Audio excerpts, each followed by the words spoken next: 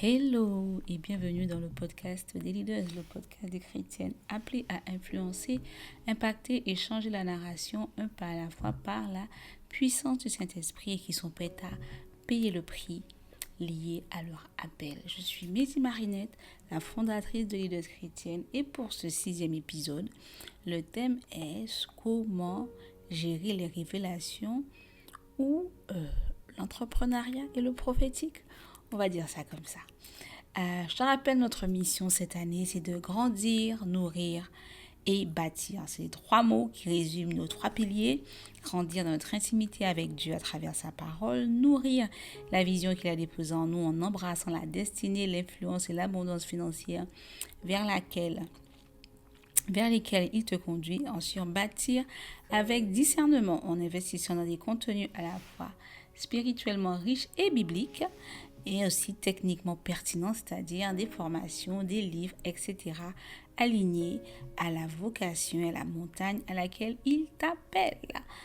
N'oublie pas non plus qu'on a toujours le groupe Leaders en prière 2 vendredis par mois. On prie de 5h25 à 6h du matin. C'est gratuit, tu es la bienvenue. Alors, pour commencer ce thème, je vais donner 2 exemples que j'ai déjà donnés préalablement, mais que je vais te rappeler. Il date des années en fait qui ont suivi ma conversion. Et en fait, la première chose dont je t'avais déjà parlé, c'est d'un rêve que j'avais fait quand j'étais à l'école d'infirmière. Et donc, du coup,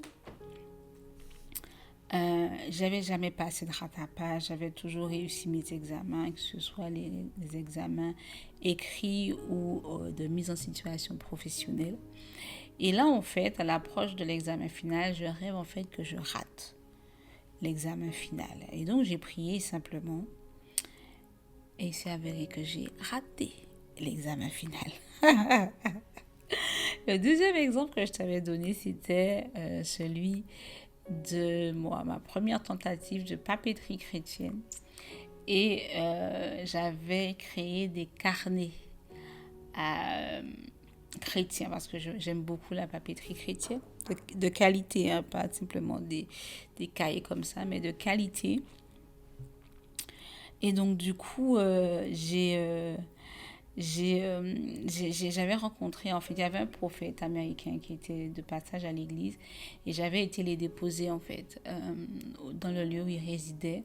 Et il me dit, en fait, je vois un projet que Dieu t'a donné, mais fais attention, en fait, il y aura des problèmes au niveau du produit et du prestataire ou quelque chose dans ces lignes-là. Et une fois de plus, j'ai prié une fois et puis j'ai reçu le colis et effectivement, il y avait un problème au niveau de l'impression du coup et de la livraison. Donc, qu'est-ce qui n'a pas été? Pourquoi en fait, malgré le fait? Est-ce que c'était des rêves juste pour me dire que voilà, ça allait arriver ou c'était possible de changer la narration, de changer le résultat, que je réussisse mon diplôme d'infirmière en un coup, pour le coup, ou que les carnets arrivent en excellent état. Je te propose d'abord 2 exemples bibliques qui vont nous aider à voir comment se comporter face à une situation. Le premier exemple, en fait, c'est Élie. Dans 1 roi, les chapitres 17 et 18, on voit Élie prophétiser que pendant 3 ans, il ne pleuvra pas. Et c'est exactement ce qui se fit. Alors, Élie ne s'est pas levé un matin pour dire ça, c'est conduit par Dieu qui l'a fait. Et 3 ans plus tard, de la même façon que Dieu lui a dit de proclamer qu'il n'y aura pas de pluie, Dieu lui-même lui dit que il va pleuvoir. Mais malgré le fait que Dieu avait prévenu Élie que le temps ou que la fin de la sécheresse était arrivée, Élie a dû prier à 7 reprises avec son serviteur à qui il disait à chaque fois, est-ce que tu vois quelque chose? Il disait, je vois rien. Et à 7 reprises, il s'est mis à genoux et il a prié jusqu'à ce qu'un petit nuage apparaisse. Et là, il a su que le temps était là, la pluie arrivait. Et elle a vraiment suivi par la suite. Donc du coup, même si c'est Dieu qui lui avait dit que ça allait durer 3 ans et que Dieu lui avait dit de proclamer que la sécheresse prendrait fin, Cela n'a pas exempté Élie de devoir prier jusqu'à ce qu'il voit un nuage qui annonçait la pluie. Il n'a pas prié une fois, pas deux fois, pas trois fois, mais 7 fois. Un autre exemple de Daniel, dans Daniel 9. Donc, dans Daniel 9, en fait, Daniel se rend compte que la prophétie qu'avait donnée Jérémie, qui estimait la période d'exil, puisque Daniel est exilé, qui devait durer 70 ans, que cette période de 70 ans est arrivée à son terme. Mais alors qu'elle est arrivée à son terme, en fait, rien ne se passe. Et Daniel a pris ce fardeau, en fait, d'intercéder pour que ce que Dieu avait dit au travers de son prophète se réalise. Et la façon dont il a prié, en fait, c'est que... Alors, il n'avait rien fait, Daniel.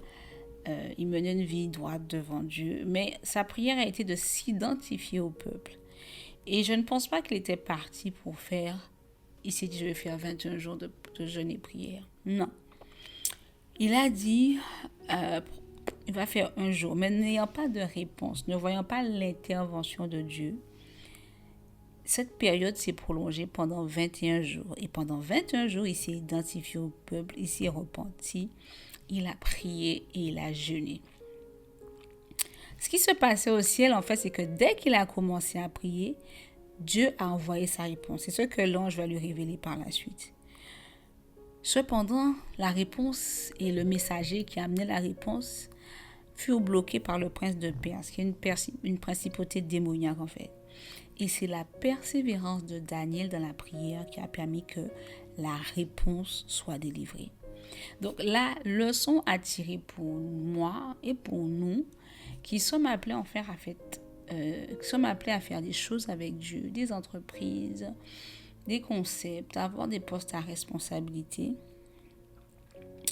c'est premièrement qu'en fait Dieu ne révèle rien juste pour ton information, pour mon information.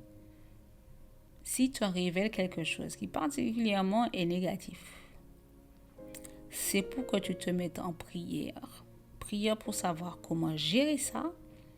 Parce que des fois, en fait, à différents problèmes, différentes solutions.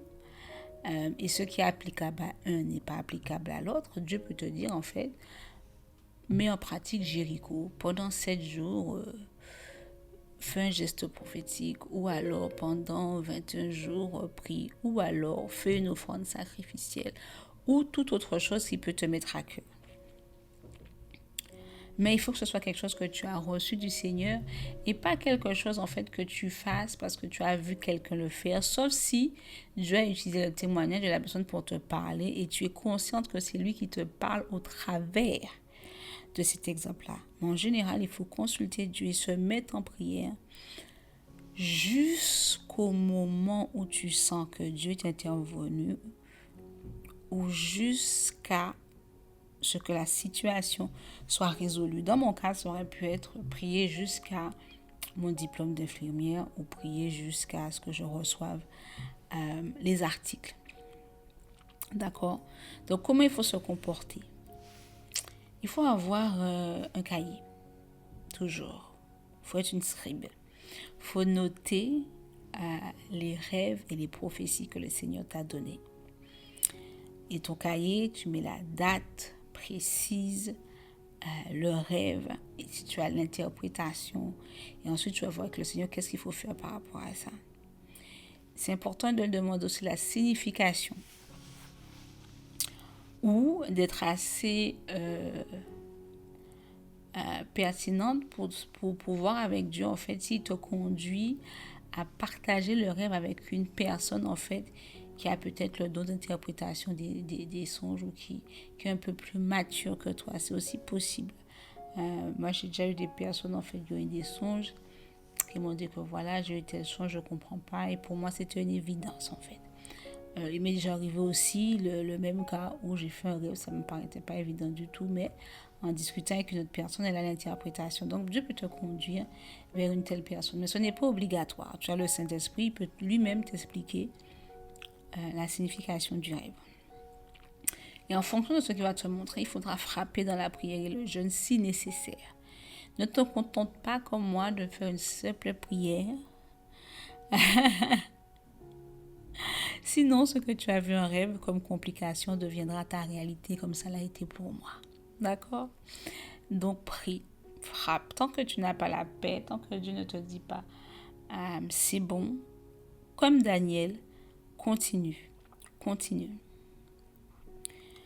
Et il ne faut pas s'arrêter à un rêve négatif. C'est aussi valable pour des choses positives qui arrivent. Il faut frapper également dans la prière qu'il s'agit de quelque chose de beau que Dieu te montre. Un contrat, un mariage, des clients. Ne sois pas passive spirituellement, mais accompagne la révélation que Dieu t'a montrée dans la prière jusqu'à l'accomplissement. Hein? C'est important parce qu'en fait, tout peut arriver pour faire en sorte que ça avorte. C'est pour ça que c'est important que tu sois une femme de prière également. Et je vais te donner un exemple. Alors ça, c'est un exemple de ce que j'ai vu sur le Nigeria. Donc, ils ont encore des rois et des reines. Et donc, du coup, un homme, hein, je pense qu'il a une trentaine d'années, il devait être le roi. Au niveau de Warri, ça s'appelle. Ils font un très bon travail d'ailleurs. Ils sont tous les deux chrétiens. Mais son oncle, en fait, a pris le trône à sa place. Et donc, du coup, il va dans une réunion. Et dans la réunion, il lui prophétise que, voilà, on t'a pris le trône, mais tu vas le récupérer. Alors, je ne connais pas ce que lui a fait à titre personnel. Mais je crois qu'on interviewait son épouse. Et elle disait en fait que pendant 2 ou 3 ans, à raison de 3 fois par semaine, elle et 2 amis en fait priaient le soir pour en fait s'assurer que la volonté de Dieu se fasse sur la terre comme au ciel concernant ce dossier. Alors, je ne sais pas si tu te rends compte ce que c'est que 2 ou 3 fois par semaine pendant 2 à 3 ans, c'est énorme. En termes de constance, de régularité, de persévérance, ce n'est pas rien. Ni pour l'épouse, ni pour les amis, sachant qu'en fait, rien ne laissait présager que l'oncle, quand ils ont commencé, allait lui laisser le trône ou mourir, ou toute autre chose. Cependant, dans l'espace de ces 2-3 ans, le roi est décédé et le conseil des anciens ont décidé que le fils de l'oncle ne pouvait pas devenir roi. Et l'ont fait appeler pour prendre le trône. Alors, c'est culturel, hein? C'est pas vraiment quelqu'un qui est élu par le peuple et tout. Il a de l'influence, mais c'est pas un élu politique. Et comme c'est culturel, il y a des pratiques qui se font et qui sont pas forcément chrétiennes. On va dire ça comme ça. Et lui-même par la suite a expliqué que il peut pas rentrer dans les détails, mais qu'en fait, il n'a pas dû faire tout ce que les précédents rois ont dû faire en termes d'implication spirituelle pour devenir le roi. Donc, il a été exempté de certaines pratiques parce qu'ils ont respecté sa foi chrétienne, ce qui n'était jamais arrivé. C'est 2 à 3 ans de prière, 3 fois par semaine. Et on ne parle pas de la discipline spirituelle de l'époux, parce qu'il y a dû avoir quelque chose que Dieu lui a aussi demandé de faire pour que cette promesse devienne une réalité. Donc, que ce soit pour une profession, entre guillemets, positive, ou que ce soit quelque chose où Dieu te prévient, il ne suffit pas de simplement prier une fois, non. Il faut prendre l'habitude en fait d'interroger le Seigneur et de voir avec lui la stratégie spirituelle, peut-être éventuellement sur le long terme, jusqu'à ce que tu obtiennes la victoire. Ne te limite pas à une seule prière comme j'ai fait pour perdre du temps. Alors, j'ai eu mon diplôme, je passe au rattrapage pour l'école d'infirmière. J'ai eu mon diplôme par la suite, mais j'aurais pu économiser 6 mois, tout simplement. J'aurais pu m'éviter des examens supplémentaires. J'aurais pu m'éviter pas mal de choses. Mais Dieu, dans sa miséricorde, a permis que je passe la deuxième fois. Mais j'aurais pu m'éviter tout ça si seulement j'avais pris l'avertissement de Dieu au sérieux et si j'avais frappé dans la prière jusqu'à obtenir la paix ou jusqu'à ce que mon diplôme, la date de mon évaluation soit passée. Donc, si tu as été béni par ce podcast, ne garde pas ce podcast pour toi. Partage-le avec une personne. Et si le Saint-Esprit te conduit à le faire, tu peux nous soutenir en allant sur leaderschrétienne.fr et tu cliques sur faire un don. Ou alors, tu vas sur le lien dans la bio, tu cliques et puis tu fais un don selon le montant que cet esprit t'aura mis à cœur.